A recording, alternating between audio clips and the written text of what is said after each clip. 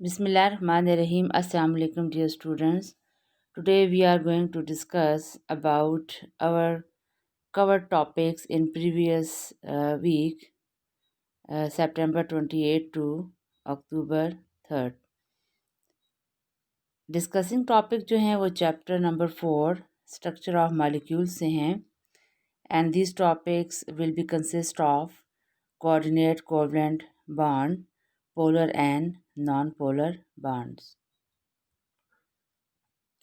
A special type of the covalent bond is coordinate covalent bond, and it is also known as dative bond.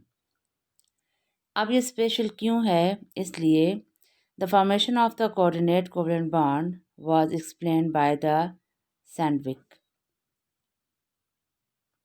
अगर हम इसकी definition की तरफ बढ़ें तो उससे पहले हमें यह पता होना चाहिए कि आमतौर पर जो ऑर्डिनरी कोवलेंट बॉन्ड होता है वो equal number of electron between two atoms से बनता है.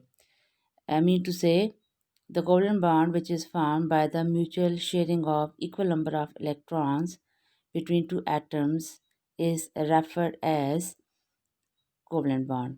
इसकी तीन टाइप्स होती हैं. अगर single pair of electron between two atoms share हो, it will be single covalent bond.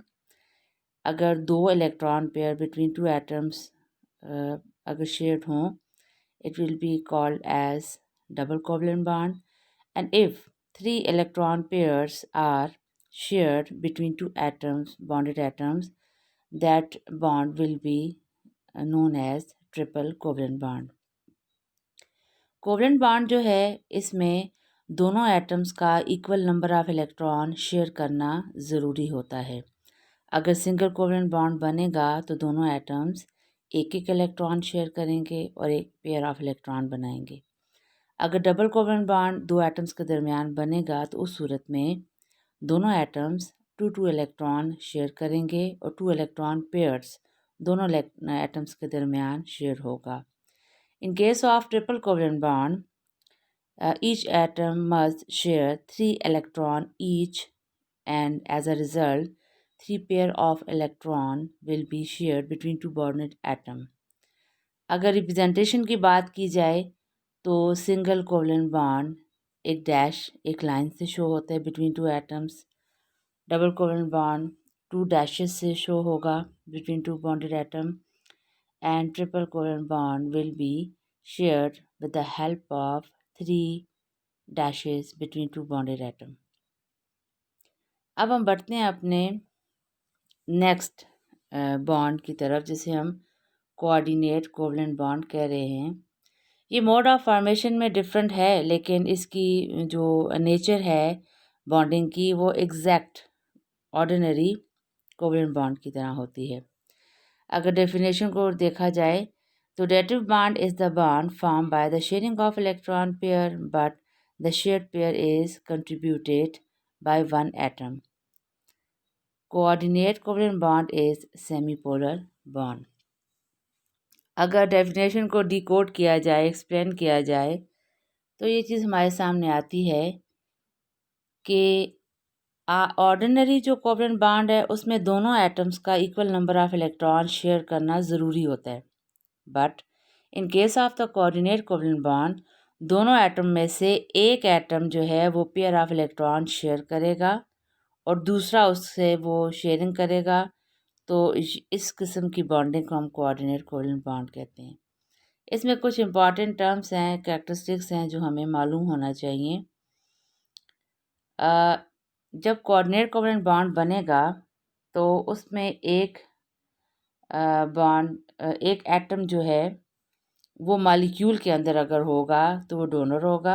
यानी पेयर ऑफ इलेक्ट्रॉन शेयर करने वाला एटम जो है उसको हम डोनर एटम कहेंगे.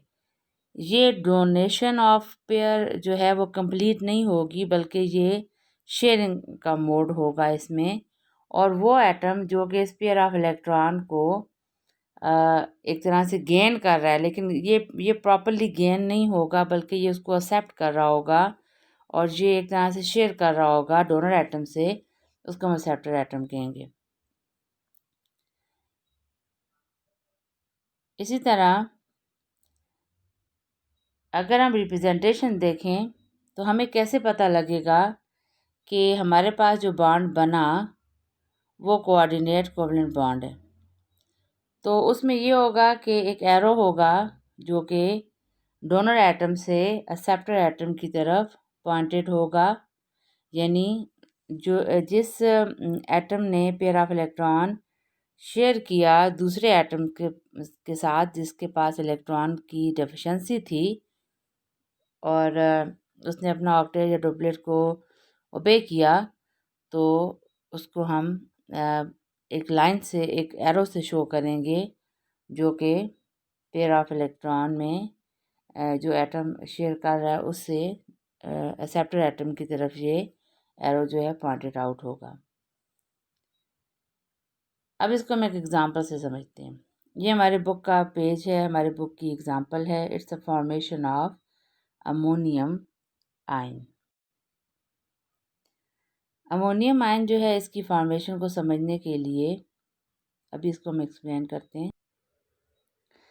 यहाँ हम देख सकते हैं कि हमारे पास एक मॉलिक्यूल है जो कि देखा जाए तो NH3 है। NH3 जो है ये हमारे पास मॉलिक्यूल है और ये अमोनिया मॉलिक्यूल है। इसमें अगर देखा जाए तो नाइट्रोजन ऑफ अमोनिया जो है इसके पास लोन पेयर ऑफ इलेक्ट्रॉन है।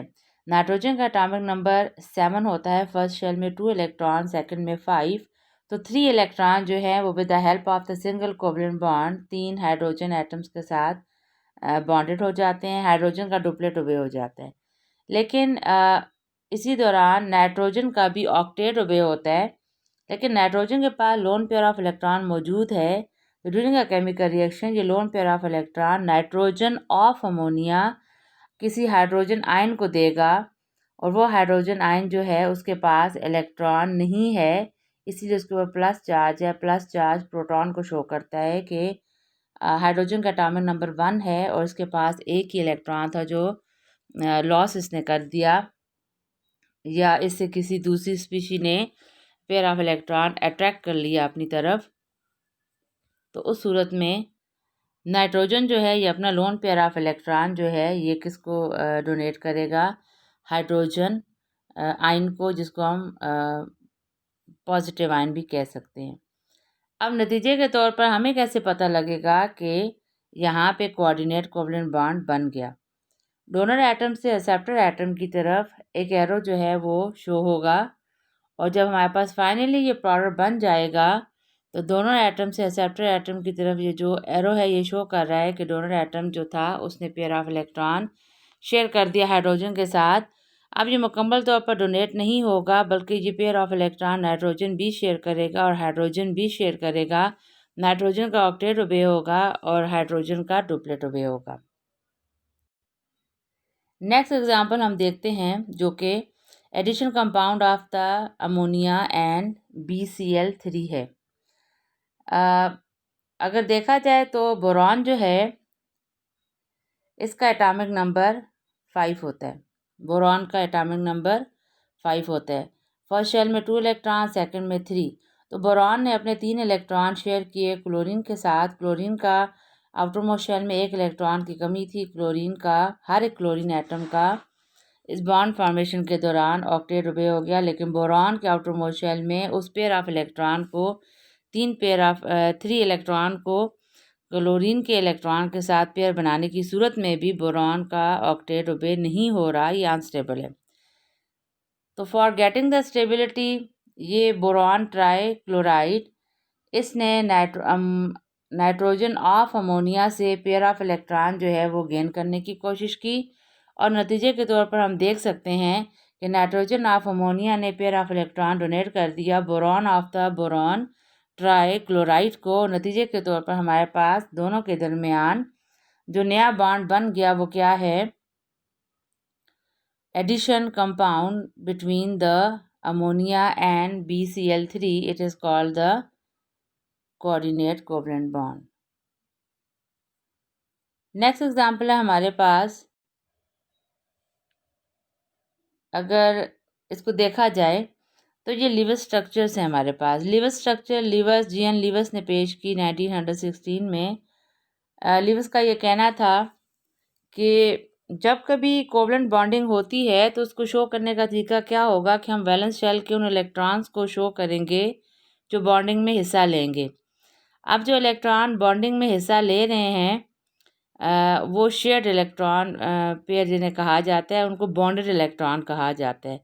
लेकिन आउटर मोस्ट शेल के वो इलेक्ट्रॉन जो कि बॉन्डिंग में हिस्सा नहीं ले रहे, उनको हम क्या कहेंगे? Non bonded electrons. ठीक है। और जब ये वो इलेक्ट्रॉन जो कि बॉन्डिंग में हिस्सा ले के बॉन्ड बना देते हैं, दोनों साइड से एटम्स के जो इलेक्ट्रॉन इन्वॉल्व होते हैं, तो वो लाइन से शो होते हैं, जिन्हें single covalent bond, double covalent bond या ट्रिपल कोवलेंट बॉन्ड कहा जाता है। अब यहाँ हम देख सकते हैं कि हाइड्रोजन ने ऑक्सीजन के साथ एक एक अपना इलेक्ट्रॉन शेयर करके सिंगल इलेक्ट्रॉन पेयर शेयर किया, तो दोनों एटम्स के दरमियान जो है सिंगल कोवलेंट बॉन्ड बन गया। बट वो इलेक्ट्रॉन जो कि वैलेंस शेल में थे और बॉन्डिंग में हिस्सा नहीं ले रहे थे, उन्हें हम नॉन बॉन्डेड इलेक्ट्रॉन कहते हैं। तो इसका मतलब है ऑक्सीजन के पास इस वक्त 2 लोन पेयर ऑफ इलेक्ट्रॉन मौजूद है। इस किस्म के स्ट्रक्चर्स को लीवस स्ट्रक्चर्स कहते हैं, या electron dot and cross diagram भी कहा जाता है, या electron dot and cross structure भी कहा जाता है, जिसमें दोनों एटम्स के वैलेंस शेल के इलेक्ट्रॉन जो बॉन्डिंग में हिस्सा ले रहे हैं और जो नहीं भी हिस्सा ले रहे, वो डॉट एंड क्रॉस से शो किए जाते हैं। नेक्स्ट वेरी इंपॉर्टेंट हमारे पास टॉपिक है polar and non polar covalent bond. Non polar covalent bond अपने नाम से जाहिर है no poles. The covalent bond which is formed by the mutual sharing of the electron between the atoms having the similar electronegativity is called the non-polar covalent bond। यानी covalent bond, इसका मतलब ये हुआ अगर पोलैरिटी के base पे देखा जाए, चाहे वो सिंगल है कोवलेंट बॉन्ड या डबल कोवलेंट बॉन्ड है या ट्रिपल कोवलेंट बॉन्ड है, वो या तो नॉन पोलर होगा या फिर पोलर होगा। अब इसका मतलब ये हुआ कि सिमिलर एटम्स के दरमियान बनने वाले कोवलेंट बॉन्ड हमेशा नॉन पोलर होंगे, क्योंकि अगर मिसाल से समझा जाए इस चीज़ को, हाइड्रोजन मॉलिक्यूल जब बनता है H2, तो हर एक हाइड्रोजन के आउटर मोस्ट शेल में एक एक इलेक्ट्रॉन है।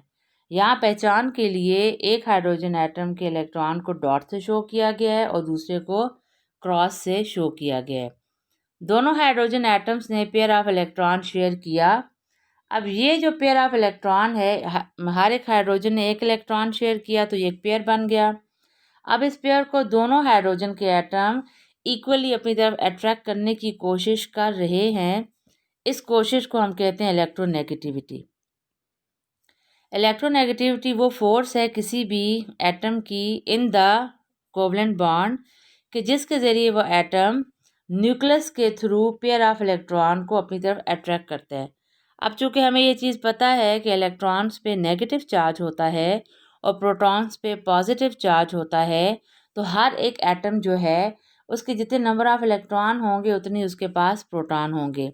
अब हाइड्रोजन के पास एक इलेक्ट्रॉन है, तो इसका मतलब है इसके पास, हर हाइड्रोजन के पास एक प्रोटॉन भी होगा। अब in case of the 2 bonded hydrogen atoms, हर एक हाइड्रोजन के न्यूक्लियस में मौजूद एक एक प्रोटॉन इस पेयर ऑफ इलेक्ट्रॉन को स्ट्रांगली अपनी तरफ अट्रैक्ट करने की कोशिश कर रहा है। It is called the electronegativity. लेकिन कोई भी एटम पेयर ऑफ इलेक्ट्रॉन को स्ट्रांगली अपनी तरफ अट्रैक्ट करने में कामयाब नहीं होता, बल्कि वो पेयर ऑफ इलेक्ट्रॉन स्टक हो जाता है मिड में, सेंटर में, और दोनों एटम्स पे जो बॉन्डेड एटम्स हैं उनके ऊपर कोई चार्ज, कोई पोल अपीयर नहीं होता। इसीलिए हम इन्हें क्या कहते हैं? Non polar covalent bond. एक और एग्जांपल है हमारे पास क्लोरीन मॉलिक्यूल का बनना। क्लोरीन जो है इसके पास टोटल 17 इलेक्ट्रॉन होते हैं। फर्स्ट शेल में 2, सेकंड में 8 और थर्ड शेल में 7 इलेक्ट्रॉन। अब यहाँ पे जैसे अभी कुछ देर पहले मैंने कहा कि लीवर स्ट्रक्चर जब लिखी जाती हैं किसी भी एटम की ड्यूरिंग का केमिकल रिएक्शन, तो वैलेंस शेल के इलेक्ट्रॉन शो किए जाते हैं। एक एटम के वैलेंस शेल के इलेक्ट्रॉन डॉट से शो किए जाते हैं, दूसरे के क्रॉस से।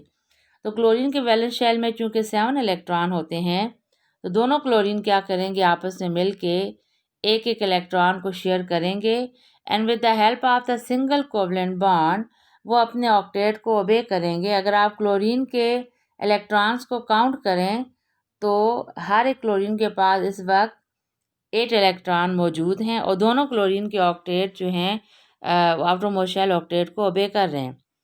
लेकिन यहाँ इसको क्लोरीन मालिक्यूल को हम नॉन पोलर कहते हैं। क्यों?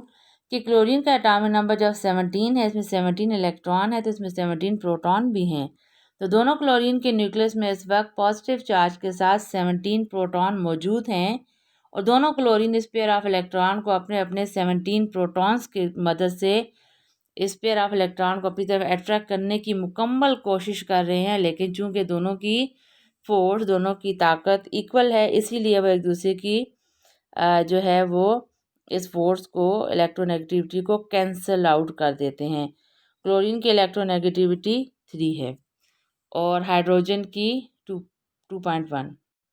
इसी वजह से स्टूडेंट हाइड्रोजन का एटम मालिक्यूल भी और क्लोरीन का मालिक्यूल भी नॉन पोलर है because they are form between two similar atoms and both atoms have the same electronegativity value। आगे बढ़ते हैं नॉन पोलर कोवलेंट बॉन्ड की तरफ। नॉन पोलर कोवलेंट बॉन्ड क्या होता है? The bond which is formed by the mutual sharing of electron between the two atoms having the different electronegativity is called the polar covalent bond। अब polar covalent bond जो इसको समझने के लिए हमारे पास मिसाल है HCl हाइड्रोक्लोरिक एसिड। और हाइड्रोक्लोरिक एसिड जो है इनके दरमियान सिंगल कोवलेंट बॉन्ड पाया जाता है। इलेक्ट्रोनेगेटिविटी क्लोरीन की it is more than the hydrogen को। तो नतीजे के तौर पर हम क्या देखते हैं कि इनके ऊपर पार्शियल पोल्स अपीयर हो जाते हैं। यहाँ आप देख सकते हैं हाइड्रोजन के पास एक ही इलेक्ट्रॉन था वैलेंस शेल में जो उसने शेयर कर दिया क्लोरीन के वैलेंस इलेक्ट्रॉन जो 7 है उनमें से एक इलेक्ट्रॉन के साथ। क्लोरीन का ऑक्टेट ओबे हो गया, हाइड्रोजन का डुप्लेट ओबे हो गया। लेकिन असल चीज़ इसके बाद स्टार्ट हुई कि पोलैरिटी की वजह से क्लोरीन जो है इसके पास 17 प्रोटॉन है, हाइड्रोजन के पास न्यूक्लियस में एक प्रोटॉन है। तो क्लोरीन के 17 प्रोटॉन जो हैं उनकी फोर्स ज़्यादा है एज़ कम्पेयर टू हाइड्रोजन के एक प्रोटॉन के। तो पेयर ऑफ इलेक्ट्रॉन जो है वो स्ट्रांगली अट्रैक्ट करने में कामयाब हो जाता है क्लोरीन अपनी तरफ। तो नतीजे के तौर पर क्लोरीन के ऊपर पार्शियल नेगेटिव चार्ज अपीयर होता है और हाइड्रोजन के ऊपर पार्शियल पॉजिटिव चार्ज। ये ट्रू आयंस नहीं होते स्टूडेंट्स, क्योंकि ये by the complete transfer of electron या complete gain of the electron से नहीं बनते, बल्कि ये इलेक्ट्रोनेगेटिविटी डिफरेंस से बनते हैं। और इसी वजह से HCl जो है ये हमारे पास ये मालिक्यूल पोलर मालिक्यूल होता है, मीन टू से दे हैव द पोल्स। यहाँ एक और चीज़ का समझना ज़रूरी है कि पॉलिंग के स्केल के रूल के अकॉर्डिंग अगर आपके पास दो एटम्स हैं और दोनों एटम्स की इलेक्ट्रोनेगेटिविटी का अगर डिफरेंस निकाला जाए और वो डिफरेंस अगर 1.7 से मोर हो तो बनने वाला बॉन्ड आयनिक होगा। अगर electronegativity difference between two atoms अगर वो 1.7 से लेस हो तो बनने वाला बॉन्ड जो है वो आयनिक होगा। हाइड्रोजन की इलेक्ट्रोनेगेटिविटी 2.1 है, क्लोरीन की इलेक्ट्रोनेगेटिविटी जो है वो 3 है। तो इन दोनों का डिफरेंस जो है 1.7 से कम है, इसलिए इनके दरमियान पोलर बॉन्ड बनता है। और चूंकि ये डिसिमिलर एटम के दरमियान बन रहा है कोवलेंट बॉन्ड, इसीलिए ये पोलर बॉन्ड होगा। एक और मिसाल हम देखते हैं वाटर की। वाटर जो है ये जब बनता है तो इसमें ऑक्सीजन जो है उसके साथ दो हाइड्रोजन जो हैं वो अपने एक एक इलेक्ट्रॉन को शेयर करेंगे और एक एक पेयर जो है वो ऑक्सीजन के साथ हाइड्रोजन बनाता है और two single covalent bond oxygen जो है वो हाइड्रोजन के दरमियान बनाने में कामयाब हो जाता है। नतीजे के तौर पर ऑक्सीजन जो है इसका एटॉमिक नंबर 8 होता है। इसके न्यूक्लियस में 8 प्रोटॉन मौजूद होते हैं पॉजिटिव चार्ज के साथ। तो वो इस पेयर ऑफ इलेक्ट्रॉन को स्ट्रांगली अपनी तरफ अट्रैक्ट करने में कामयाब हो जाते हैं।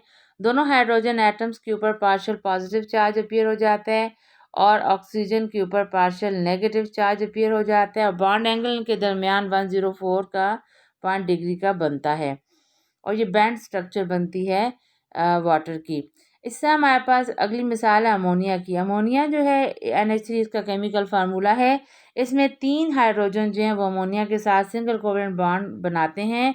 सिंगल कोवेलेंट बॉन्ड में क्या होगा, हाइड्रोजन अपने एक इलेक्ट्रॉन को अमोनिया के वैलेंस शेल के किसी एक इलेक्ट्रॉन से शेयर करेगा और 3 नाइट्रोजन के इलेक्ट्रॉन के साथ पेयर बनाने में कामयाब हो जाते हैं। तो यहाँ 3 सिंगल कोवलेंट बॉन्ड बनते हैं किसके दरमियान, नाइट्रोजन एंड हाइड्रोजन के दरमियान। और एक पेयर है जो कि लोन पेयर ऑफ इलेक्ट्रॉन है। तो बॉन्ड जो दरमियान में बनेगा उसकी जो एंगल है 107 डिग्री हो जाता है। और नॉन बॉन्डेड इलेक्ट्रॉन नाइट्रोजन के ऊपर पाए जाते हैं। नाइट्रोजन मजीद बॉन्डिंग में हिस्सा लेते हैं। अब ये कोऑर्डिनेट कोवलेंट बॉन्ड बना सकता है। तो यहाँ हम देख सकते हैं स्टूडेंट्स क्लियरली कि नाइट्रोजन के ऊपर पार्शियल नेगेटिव चार्ज अपीयर हो रहा है और हाइड्रोजन के ऊपर पार्शियल पॉजिटिव चार्ज अपीयर हो रहा है। इसका मतलब क्या है कि वाटर भी और अमोनिया भी and HCl hydrochloric acid, all these three are the polar covalent bond because they are formed between the dissimilar atom and they have the clear electronegativity difference. It's the end of the topic.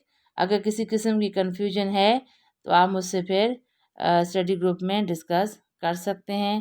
Thank you.